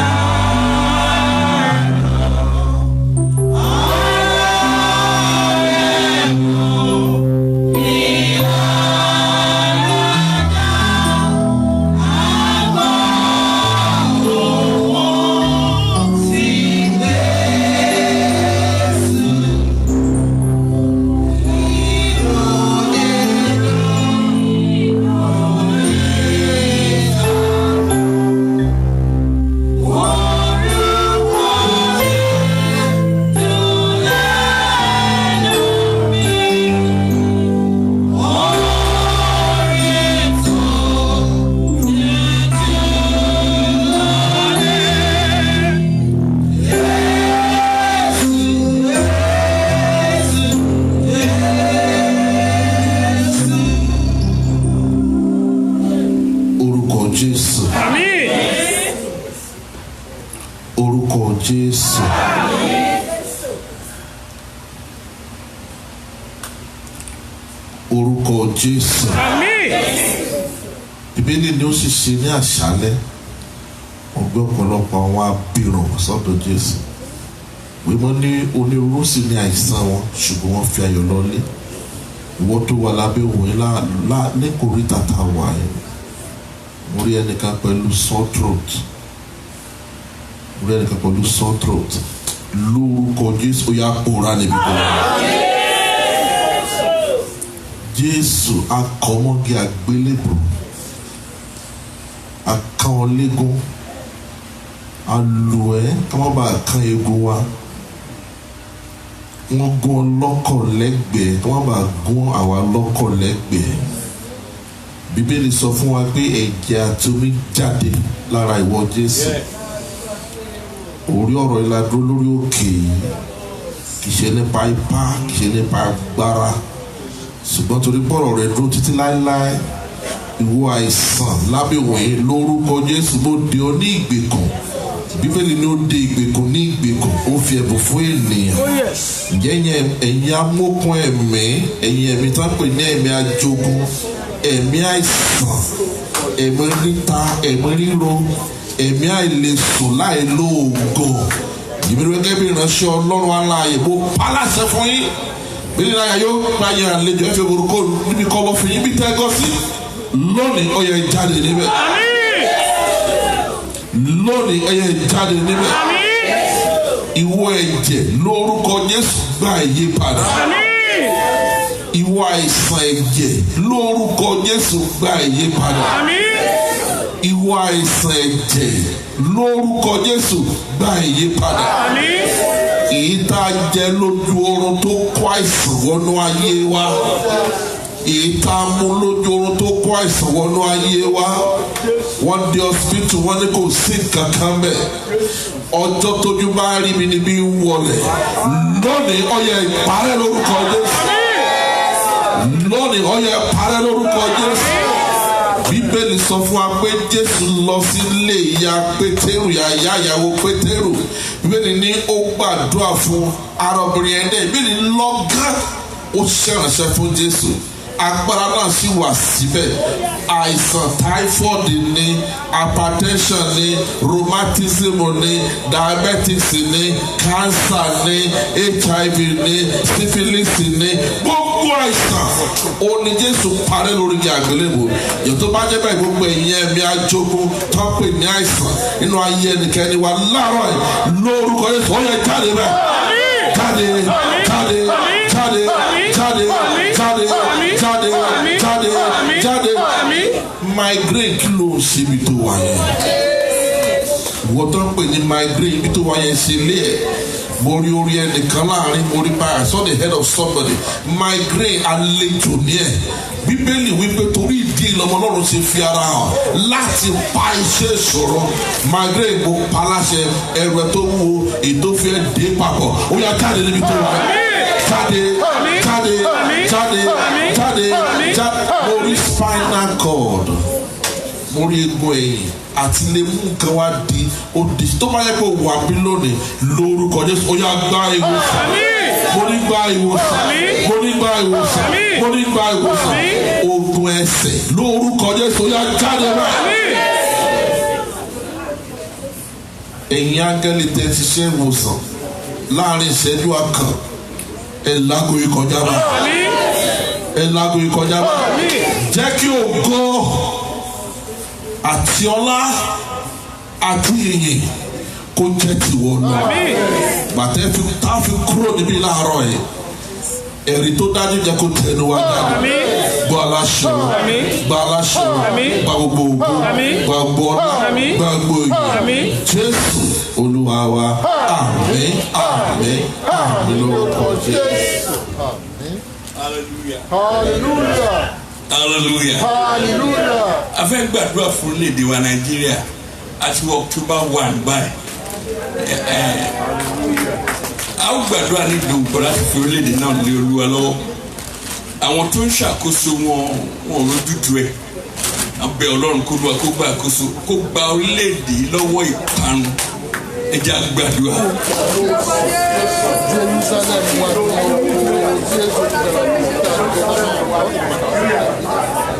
Gba orílẹ̀-èdè yìí Olúwa gba orílẹ̀-èdè Nàìjíríà lọ́wọ́ ìparun. Dá ògo orílẹ̀-èdè yìí padà. Dá ògo Nàìjíríà padà Ọlọ́run. October 1 lòní Olúwa a dúró gẹ́gẹ́ bí ọmọ orílẹ̀-èdè náà à ń gbàdúrà gba orílẹ̀-èdè lọ́wọ́ ìparun.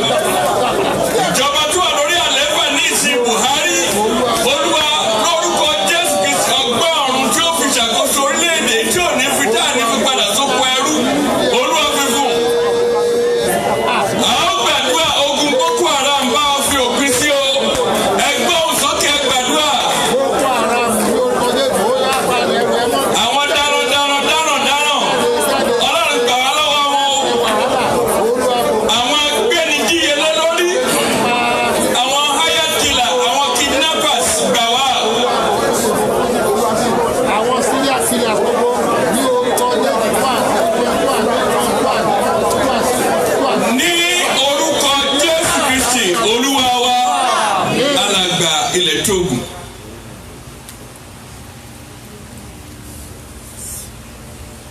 orúkọ Jésù ìjà sàmì bíi aládùá orúkọ Jésù orúkọ Jésù ọ̀nà àfi Jerusalem wà lé ìwọ Ọlọ́run lọ́wọ́ ti ṣe Nàìjíríà Yorùbá sọ pé ilé làbọ̀ sínú oko kò sí bá a ṣe pẹ́pẹ́pẹ́ lájò tó a ń padà sílé Jésù olùgbàlà á fi Nàìjíríà lọ́wọ́ Olúwa tún Nàìjíríà ṣe Olúwa tún Nàìjíríà ṣe ọgbọ́n ènìyàn ti pín ṣùgbọ́n ọgbọ́n ìwọ Ọlọ́run kò lè pín láéláé ìwọ ló mọ̀nà tó o lè gbé gbà ìwọ Ọlọ́run níwòye ọ̀la Jésù olùgbàlà Olúwa tún Nàìjíríà ṣe akẹ́kọ̀ọ́ kó sínú àwọn tó wà ń bẹ̀ lọ́wọ́lọ́wọ́ kó darí wọn mọ́ ṣe fún Nàìjíríà yóò dára Olúwa wá ṣe bẹ́ẹ̀ a fi ogun Boko Haram bù ú ní orúkọ Jésù Olúwa fòpin sí Olúwa fòpin sí Olúwa fòpin sí ogun ayakila àwọn síríà kìlà gbogbo ní ogun Olúwa fòpin sí ogun kidnapping Ọlọ́run ayérayé àti dé Nàìjíríà lọ́wọ́lọ́wọ́ ó di ìbẹ̀rù fọlọ́n tó pọ̀ nípa àti agbára ìwọ́n tó ní ọkọ̀ bá tó ní ọkọ̀ ìjòyè gbogbo àwọn àwọn kidnappers Nàìjíríà ó dá àgbà kó sọ̀rọ̀ akẹ́kọ̀ọ́ yí Nàìjíríà padà Nàìjíríà bàjẹ́ látòrí dókè ní Nàìjíríà ti kẹ̀ ó ti ń rà ní orúkọ Jésù tún Nàìjíríà ṣe nítorí àwọn ọmọ ẹ̀dá kígbe pè ọ́ ní èkùtù òwúrọ̀ yìí ní ọ̀rẹ́ ó rà tún Nàìjíríà ṣe ògo ni fún Jésù lókè ọ̀run tẹ̀lé ìgbàgbọ́ kó tún Nàìjíríà ṣe ògo ni fún yín ògo ni fún yín o ògo ni fún yín o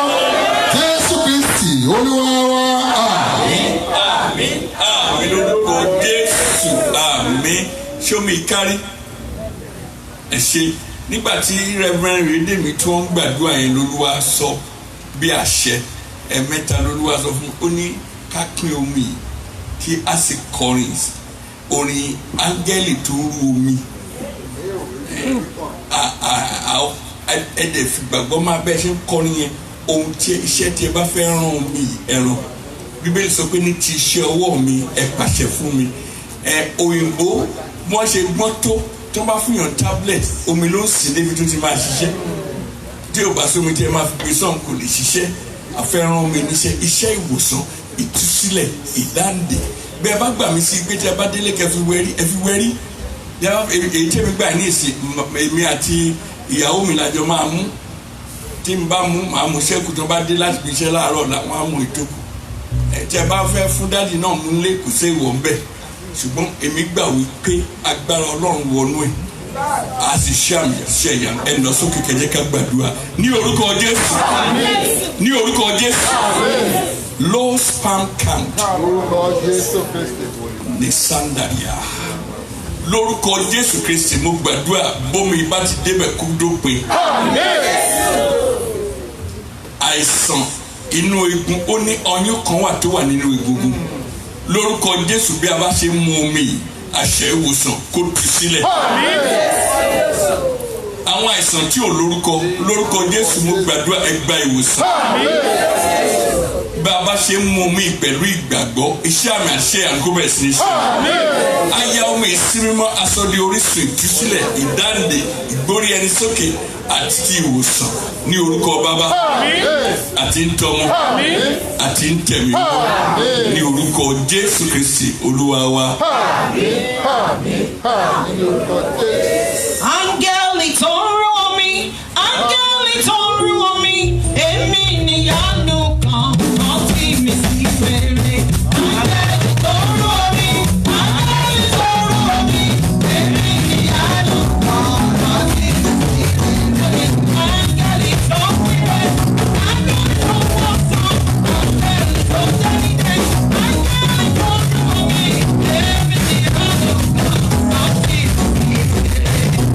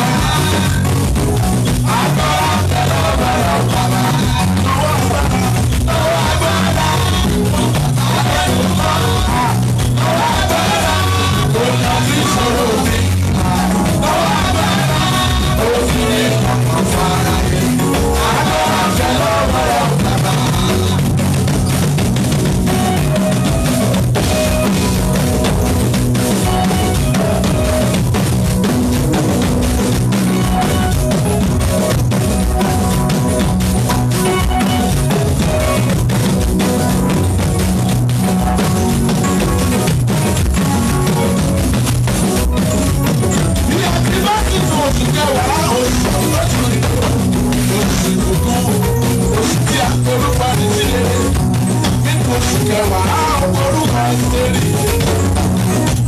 oṣù tí a kórè. Agbára ọ̀dẹ lọ́wọ́ rẹ̀ ò bábá.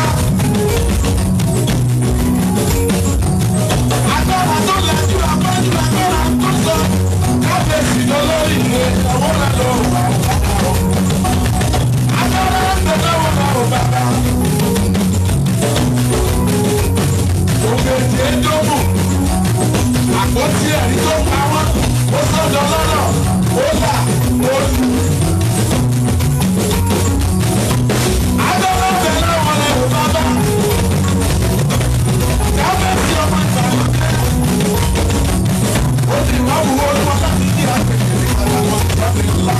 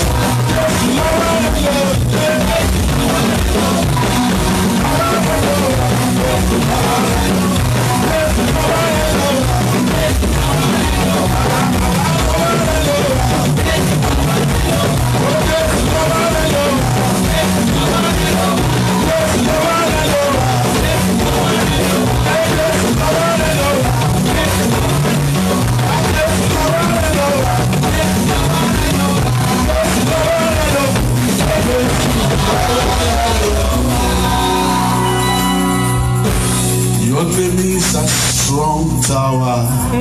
Jesus. To you belongs all power. Jesus. Whenever I call your name, oh, you make a way. Your name is a strong. Jesus. One more time. All power and all the breath in us. Your name is a strong tower. Jesus. To you belong all power. Jesus. Whenever I call your name, you make a way. Your name is a strong tower. Jesus. Ìwọ ni Ọlọ́run lẹ́yìn kò sí ẹlòmíràn. A ti bá oṣù àkọ́kọ́ nínú oṣù kẹwàá ọdún 2019. Àti àwa àti ọrẹ wa lórúkọ Jésù Olúwa yà wá sí mímọ́. Àmín. Lórúkọ Jésù Olúwa jẹ́ ká ṣe ìtẹ́wọ́gbà. Àmín. Bí a ti bá ṣiṣẹ́ tọ̀ ní ọjọ́ kìíní nínú ìṣẹ́jú àti wákàtí kìíní nínú oṣù kẹwàá yìí, ìdáwọ́lé wa nínú oṣù yìí lórúkọ Jésù jẹ́ kó mú ìbùkún jáde. Ọ̀nà wa jẹ́ kó là fáyọ̀. Ìwọ tí wọ́n pè ní aginjù tí o lànà tí o rọ̀jò mánà omi jáde ní Mẹ́ríbà. Bí a ti kígbe kọ́ ìwọ tí ṣe olùlànà lórúkọ Jésù Olúwa lànà fún wa. Bùkún wa ní ọ̀pọ̀lọpọ̀ ká lè padà wá pẹ̀lú ẹ̀rí. Gbogbo ìforúkọ mímọ́ rẹ. Àwọn ọ̀rẹ́ náà ni wọ́n yà bẹ̀rẹ̀ kó dáwọ́ ní kó yà sọ́mọ́ lórúkọ ti bàbá àti ní ti ọmọ àti ní ti ẹ̀mí mọ́. Lórúkọ Jésù. Kí hallelujah. Àbí tọwọ́ tó ń pẹ́ àwọn bàbá wa láti wá gbàdúrà fún orílẹ̀-èdè Nàìjíríà débi lọ́wọ́ àti darí wọn. Àwọn ìfilọ̀ wa kò yí padà. Àfìgbà. Hallelujah. Agbàdé lórí ìlà ní aago 6:30. Agbàdé aago 7 lágbára Ọlọ́run. Ẹ jẹ́ ká gbàdúrà. Ọlọ́run ṣe wá lóore ńlá gẹ́gẹ́ bí ẹbí Dagunduro. Méjì àwọn tí mo mọ̀ nìyẹn ó lè ju méjì lọ nínú àwọn family member wa onílọ́jọ́ bí wọn. Bàbá wa ní Adéwùmí, hallelujah hallelujah, onílọ́jọ́ bí wọn. Màmá wa Victoria Talabi onílọ́jọ́ bí wọn. Bẹ́ẹ̀ ni ọmọ wa Obed Mofẹ́ Olúwa Ọdẹ́nẹ́yẹ onílọ́jọ́ bí wọn. So àpè bàbá jáde onílọ́jọ́ bí ẹ ẹ̀yin ọlọ́jọ́ bí ẹ jáde ká gbàdúrà fún gbogbo ẹ̀yin ọlọ́jọ́ bí ẹ jáde ká gbàdúrà. Happy birthday to you. Happy birthday to you.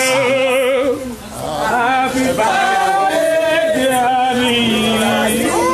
Happy birthday to you. Ní orúkọ Jésù. Àmín. Ní orúkọ Jésù. Àmín. Ní orúkọ Jésù. Adúpẹ́ tí ẹ fi ọjọ́ kún ọjọ́, ọ̀sẹ̀ kún ọ̀sẹ̀, oṣù kún oṣù, ọdún kún ọdún. Fún bàbá wa Adéníyì Adéwùmí, màmá wa Victoria Talabi tí mo fẹ́ Olúwa Dẹ́nẹ́yẹ àti àwọn ìbejì. Ọlọ́run gba àyàn tó pẹ́ wa. Àmín. Ayẹyẹ ọjọ́ òní ni arọ bíbí wọn. Ara ìyá kan ni wọ́n ti jáde. Ẹ ò jẹ́ kó oyún wọn kó ṣẹ́ mọ́ màmá nínú. Ìwáyé wọn ẹ ò jẹ́ kó léwu. Àwọn míì wà tí wọ́n fi màmá wọn rúbọ kan tó wáyé. Wọ́n á rọ bí wọ́n bí wọn tán màmá lọ tí wọn ò rí bẹ́ẹ̀. A lè sọ nípa tiwọn pé látọ̀dọ̀ wọn màmá láyọ̀ wọ́n sì jẹ́ wọn mọ́. Ọlọ́run gba ìyẹn tó pẹ́ wa. Àmín. Jẹ́ mo gbàdúrà fún yín lórúkọ Jésù ẹ̀mí yín á gùn. Àmín. Ẹ ní fàìsàn ló gbà. Àmín. ó ní ìdítọ́lọ́run tuntun rẹ̀ ràn yín wá sáyé. Kristi kan sọ ó nítorí èyí ni mo ṣe rán mi wáyé. Lórúkọ Jésù ẹ ó jẹ lájẹ yìí. Gbogbo ohun rere tọ́lọ́run ti fi sí yín lára tọ̀run wá lórúkọ Jésù Kristi ẹ ó bí sáyé. Bí wọ́n ṣe bí yín ẹ ti bímọ lórúkọ Jésù lójú ayé yín àwọn ọmọ yín ó ṣe rere. Wọ́n sì di ńlá. Ògo ni forúkọ Olúwa. Ìran Mètúsélà kì í kú rèwerèwe. Lórúkọ Jésù ọ̀tá ò ní dẹ́mi yín léwu. Ẹ ó dàgbà. Ẹ ó dàgbà. Ẹ ó dàgbà. Bẹ́ẹ̀ ni àgbà yín kì ní Olúwa nígbà kí ọ̀tá kó sọ di àgbà yẹ̀yẹ́. Ẹ ní di bùkátà fáwọn ẹbí. Ẹ ní di bùkátà fáwọn ọmọ. Àwọn kan wà tó mú kí àgbà dídà kó wù ni. Olúwa ti forúkọ yín síbẹ̀ lórúkọ Jésù. Àgbà yín á ní ìyá ní ọlá. Ògo ni forúkọ Olúwa. Ní orúkọ Jésù Kristi Olúwa wa. Ká tó ṣe oore ọ̀fẹ́ akọrin birthday fún wọn. Wọ́n ní kí n fi tó yín létí pé tí a bá ti ṣe tán tí a ṣe oore ọ̀fẹ́ tán wọ́n ti ṣètò jíjẹ mímu fún wa nílé wọn. Dúró kojú. Mo fẹ́ kọrin fún ẹ. Ìyẹn gbé akọrin. Ẹ bọ́ bẹ́ẹ̀. Happy birthday to you. Happy birthday to you. Happy birthday. Happy birthday. Happy birthday to you. Happy birthday. Happy birthday to you. Happy birthday to you. Happy birthday. Happy birthday. Happy birthday to you. Happy birthday to you. Happy birthday to you. Happy birthday.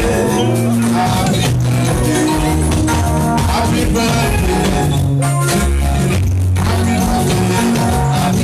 you. Happy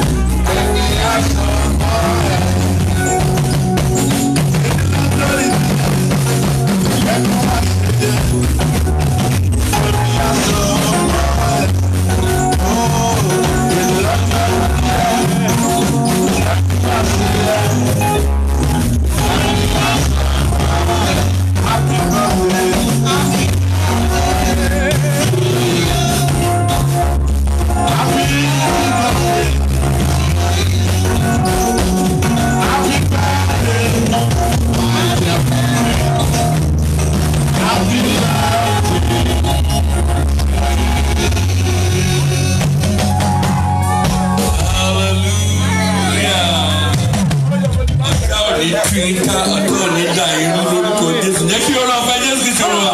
Fẹ́ mọ ti Ọlọ́run. Ìdàpọ̀ tẹ̀mí mọ́. Gbogbo àgbẹ̀ láti sìn àti títí láéláé. Àmín àmín lórúkọ Jésù. Àmín hallelujah méje o. Hallelujah.